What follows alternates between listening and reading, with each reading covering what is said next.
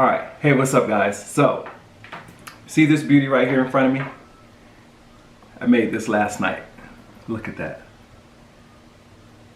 It's beautiful. Stuffed pork loin. That's what I made. So, I was gonna put this up on my cooking channel, Yumology. But I decided to put this on the family channel where I also share some simple recipes that do not cost a lot of money and stuff like that. So this came out better than I expected it to. This was my first time making one of these stuffed pork loins, and I'm telling you, it is delicious. Now, what is it made with? It's a pork loin that I got from Costco. Here's the other half of it. This is a big boy. So if you're cooking on a budget, definitely go down to Costco and get you one of these. It's the pork loin.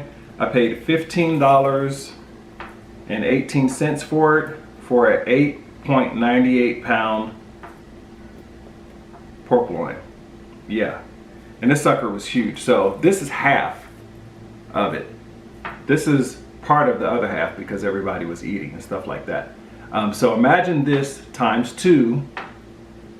It's a big chunk of meat.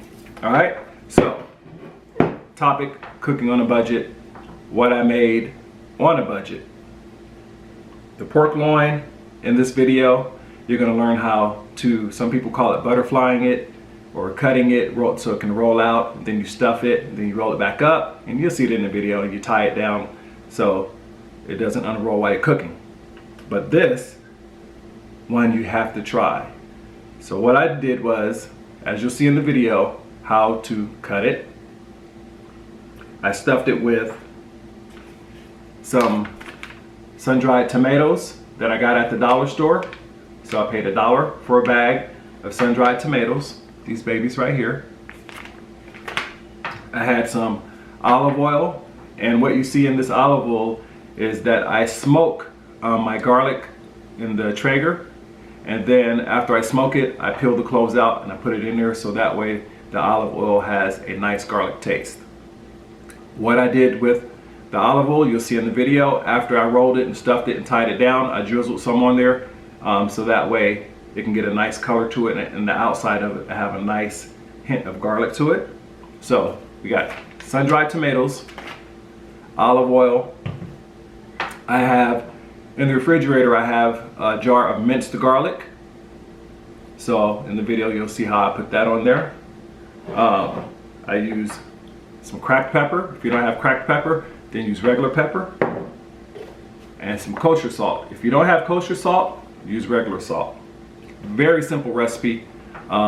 Okay, so I had to make an edit to this part. So that's why you see the roast is no longer in front of me. All right, so the ingredients. That's what I messed up on. I missed a couple of the ingredients. So you're going to need also some feta cheese. These are the feta cheese crumbles that I got at the grocery store. Paid like $3.99 for this. So if you want to use the extra money to use feta cheese, it's worth it, okay? But since we're talking about cooking on a budget, if you don't want to use the extra $4 or $3.99 to get you some feta cheese crumbles, then you can pretty much use any cheese that you want. I'll leave that up to you. In this recipe, I use the feta cheese crumbles. Now, here's the tricky thing about feta cheese, guys. In your grocery store, most likely you will not find the feta cheese where you find the bags of like Monterey Jack, cheddar cheese, and stuff like that. Usually it's over in the deli area where they sell like the sauteed olives and stuff like that, and the cheese balls, that type of stuff. So if you don't see it in the cheese section at your store, it's probably going to be in the deli area where they have the specialty stuff at. Just a little FYI, okay?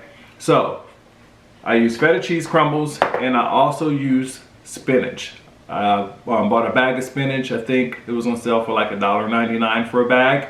When you're putting the spinach on the roast, it's going to seem like you're putting a whole lot of spinach on there, as you'll see in the video. It looks like a lot, but one thing about spinach is that it cooks down a whole lot. So that's all the ingredients, and now we can move forward with the rest of the video. easy to do, but when you're done with it, your friends, your family, whoever you're cooking for will be amazed, and they will definitely think that you put your foot in it. And when I say put your foot in it, that means a good thing. That means you put in some work to get that tasty meal done. Now, since I cooked half of this, you can see that it probably feeds about, let's see, 1, 2, 3, 4, 5, 6, 7, 8. So just half of one of these from Costco will feed 8 people. All right, and that's 2 slices per person if you cut them at fingers width. So that'd be 2 slices per person. All right, so that's how many people you can feed.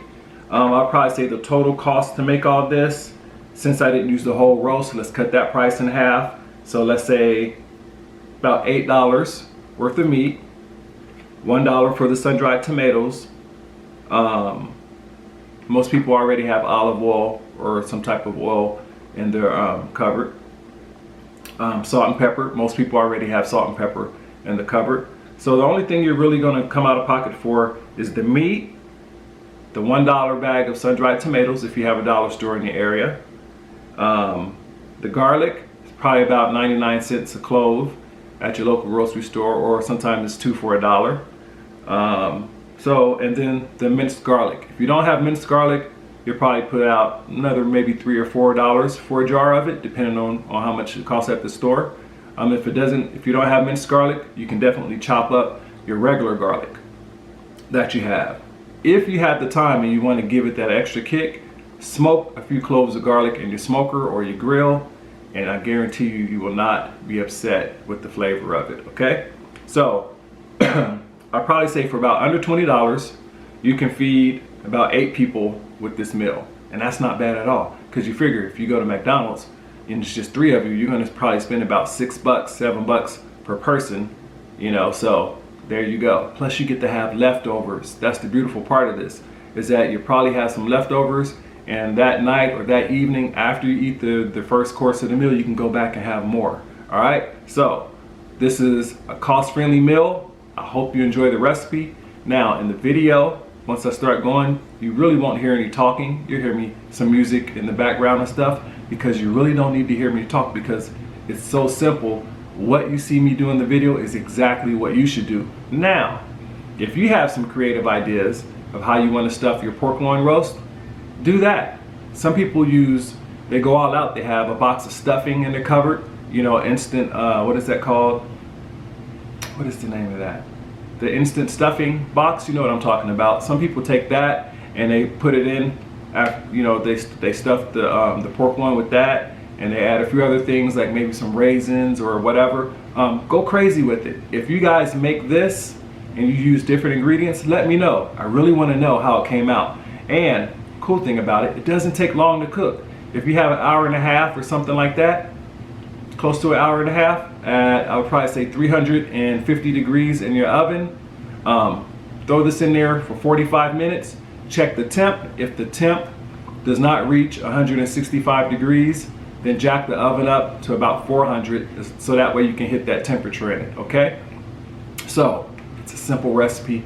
Let me know how you guys do on it. Hey, and I'm looking forward to reading the comments down below. And I definitely will respond back to them once you guys let me know if you cooked it or not, or if you have an idea or just something that's creative when it comes to stuffing a pork loin. All right, so you guys ready? Let's get to cooking.